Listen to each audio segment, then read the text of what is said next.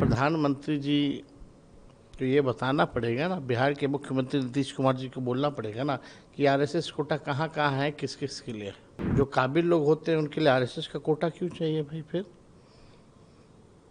ये तो अशोक चौधरी जी बताएं।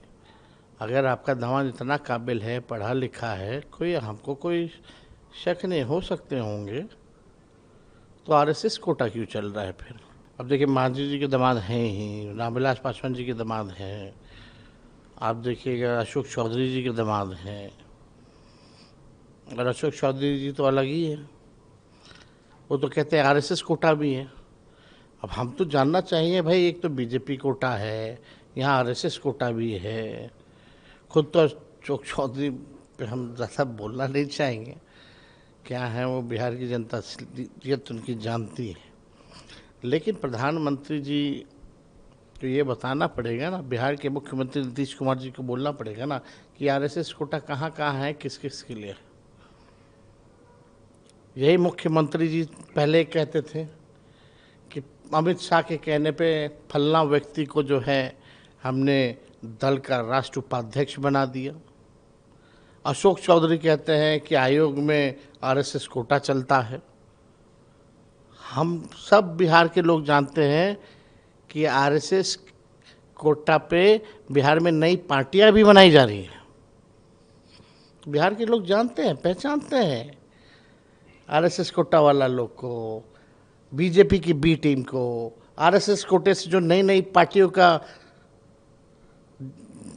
जन्म हुआ है, किस कारण हुआ है, लोग जानते हैं।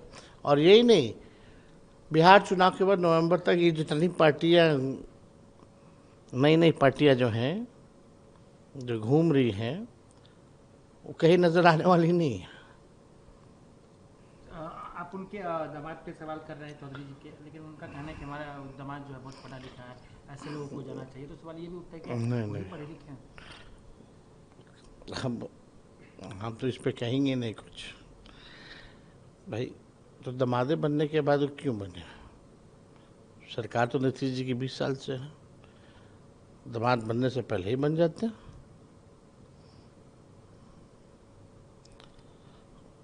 होगा ना, या दोनों बात कहते हैं, काबिल भी है और कोटा भी चलता है। जो काबिल लोग होते हैं उनके लिए आरएसएस का कोटा क्यों चाहिए भाई? फिर ये तो अशोक चौधरी जी बताएं। अगर आपका दामाद इतना काबिल है, पढ़ा लिखा है, हमको कोई शक नहीं, हो सकते होंगे, तो आरएसएस कोटा क्यों चल रहा है फिर?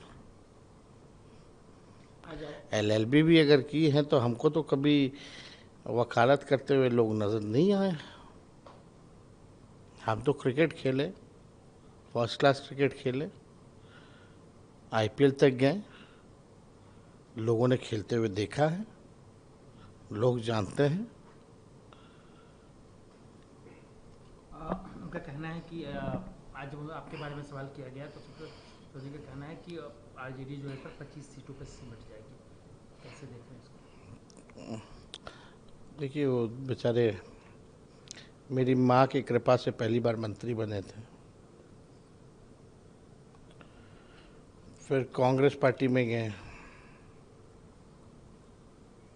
कांग्रेस पार्टी में ही थे, उनके पिताजी कांग्रेस पार्टी में थे, माँ के कैबिनेट में ही माँ की कृपा से, कांग्रेस पार्टी की कृपा से वो मंत्री बने। अब जहाँ भी जाएं, कहीं भी जाएं, खुद जेडीयू कोटे से हैं, बेटी एलजेपी कोटे से हैं, दामाद आरएसएस कोटे से हैं, खुद बीजेपी के गठबंधन की सरकार में हैं। ऐसे लोगों का कोई क्रेडिबिलिटी नहीं होता।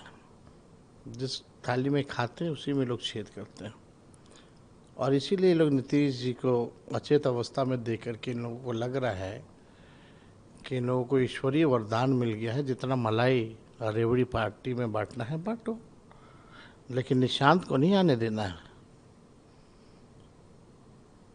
अपना बाल बच्चा सेट करेंगे अशोक चौधरी जी, एमपी बना देंगे। और ये तो दुर्भाग्य की बात है ना, कुणाल किशोर इतने बड़े नाम थे, तो उनके दामाद को एक आयोग का मामूली सा सदस्य बनाया गया। और बेटी को एमपी बना दिया गया। यानी दामाद साहब बेटी का पर्स लेकर के घूमेंगे। लेकिन एक सवाल ये भी उठता है कि वो लोग आप पे भी आरोप लगा रहे हैं, आपके अरे परिवार हम पे लोग भी पे तो आरोप अभी से लग रहा है लगातार। तो 2005 में क्या मुद्दा था, यही मुद्दा था। 2010 में क्या मुद्दा था, यही मुद्दा था। 2015 में क्या मुद्दा था, यही मुद्दा था उनके लिए। 2020 में क्या मुद्दा था, यही मुद्दा था। 2025 में भी यही मुद्दा है। उनके पास उपलब्धि अपनी है नहीं ना सरकार की, ना भाजपा ना ही आपका बीजेपी, कोई उपलब्धि नहीं है ना उनकी। छोटी मोटी सहयोगी पार्टी तो छोड़िए, वो तो जो जितना दाना देगा उतना हमें संतुष्ट रहेगा। लेकिन आप ही बताओ, प्रधानमंत्री जी अगर परिवारवाद के खिलाफ अगर बोलते हैं, ये लोग हमारे परिवार को गाली देता है, तो प्रधानमंत्री जी के जो बीजेपी कोटे के जो डिप्टी सीएम बिहार में हैं, उनके पिता कौन है? उनकी माता जी चुनाव लड़ी, उनके भाई जदयू कोटा में हैं, खुद बीजेपी कोटा से हैं। पिताजी भी हर पार्टी में रह लिए, बेटा भी हर पार्टी में रह लिया। माँ भी चुनाव लड़ी, कहाँ से लड़ी, कौन लड़ाया? और आखिरी बार बेचारा चुनाव सम्राट जीता तो हम ही लोगों के दल से आखिरी बार चुनाव जीता। फिर चुनाव लड़ा, हारा, अब बैकडोर से डिप्टी सीएम है। तो ये तो प्रधानमंत्री जी अगर परिवारवाद के ऊपर देखते हैं तो थोड़ा चिराग पासवान जी को देख लें, जीतन राम मांझी जी को देख लें, सम्राट चौधरी को देख लें, और तीनों जमाई को माला पहना दें। तेजस्वी यादव अशोक चौधरी जी को लोग ये बयानबाजी कर रहे हैं।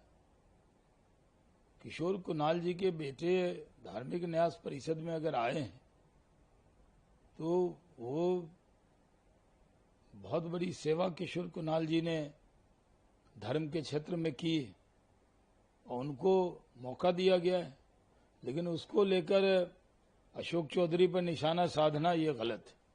जी, उन्होंने ये भी बोला कि एनडीए की जो फुल फॉर्म है वो नेशनल दामाद आयोग है। पीएम हमेशा किसी न किसी दामाद को फिट करने में लगे रहते हैं और इसीलिए जो है इन्होंने फैमिली पॉलिटिक्स बना दिया है इसको। डायनेस्टिक पॉलिटिशियंस जो है बिहार में आके बिहार को खराब कर रहे हैं। राजद के नेताओं के मुंह से ये सब बातें शोभा नहीं देती। राजद एक परिवार की पार्टी है और उनके जितने विधायक सांसद हैं वो सब कोई न कोई पारिवारिक बैकग्राउंड से आए हुए लोग हैं। उनके यहाँ कार्यकर्ता को कोई महत्व नहीं है, परिवार को महत्व है।